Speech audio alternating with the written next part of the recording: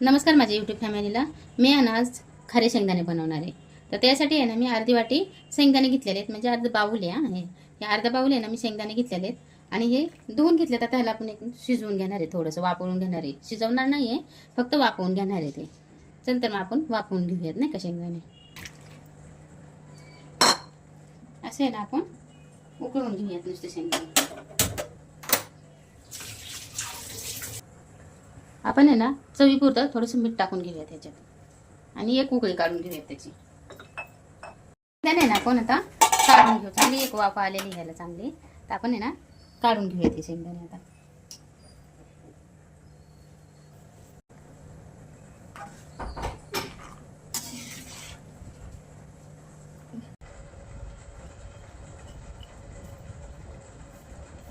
आपण आहे ना ही सुकवून घेऊयात असं मस्त पंख्याच्या हवेला सुकवायचं.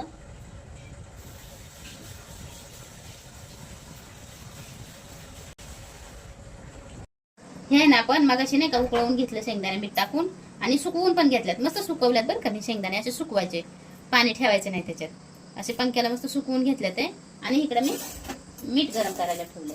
मस्त मीठ गरम झालं ना की शेंगदाणे टाकायचे आपण त्याच्यात. अजून गरम नाही झालेलं मीठ. गरम झाल्यावर आपण टाकूया ह्याच्यात.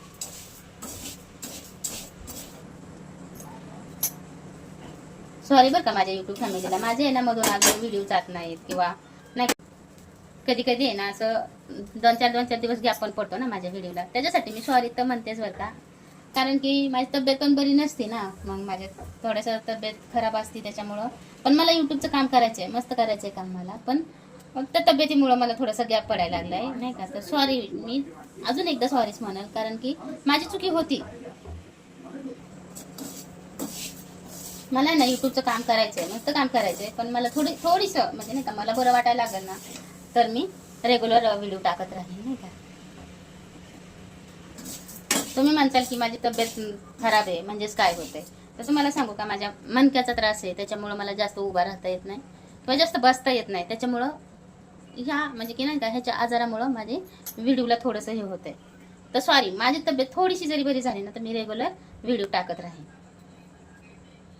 मीठ आपलंय ना मस्त गरम झालंय. आपण शेंगदाणे टाकून घेऊया त्याच्यात.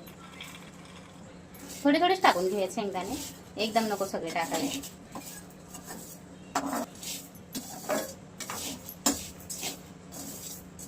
हे मीठ आहे ना बारीक नाहीये, खडा मीठ घेतलेलं आहे मी हे असं नाही का. तर तुम्हाला बारीक घ्यायचं असेल तर तुम्ही घेऊ शकता.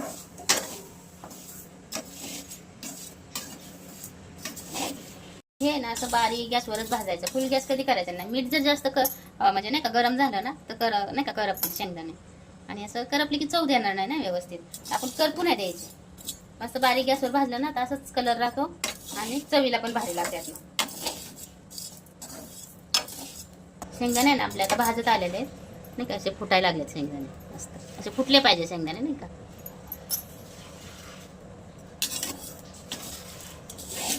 आपले शेंगदाणे ना भाजलेत. आपण आता ना काढून घेऊ. माझ्याकडे आहे ना तर तसलं जाळीचं झाऱ्या नाही, त्यांनी पटकन निघलं असतं. आता ह्याने मी आहे ना थोडं थोडं करून काढून घेते मी असं. त्यातलं मीठ नंतर मी काढते बाजूला. कारण आता ही मोठ्या झाऱ्याने, या बारक्या झाऱ्याने काढता येईना नाही का मला व्यवस्थित. तर मी असं मीठ असं इथंच घेतलं काढून. तर मी वेगवेगळं करते नंतरच्याला नाही का. हे आहे ना दुसरा बॅच आपण भाजून घेऊया असं.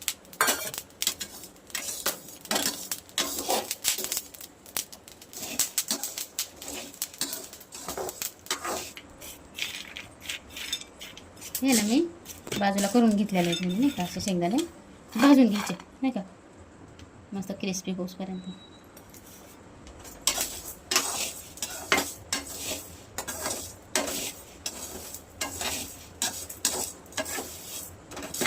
तर आता हा पण बॅच आपला भाजलेला आहे. आपण काढून घेऊयात आता ह्याच्यात नाही का.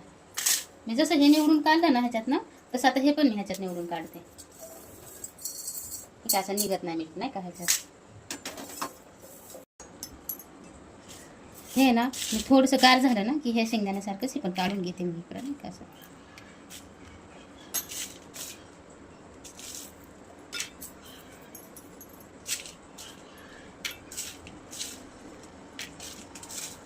आपलं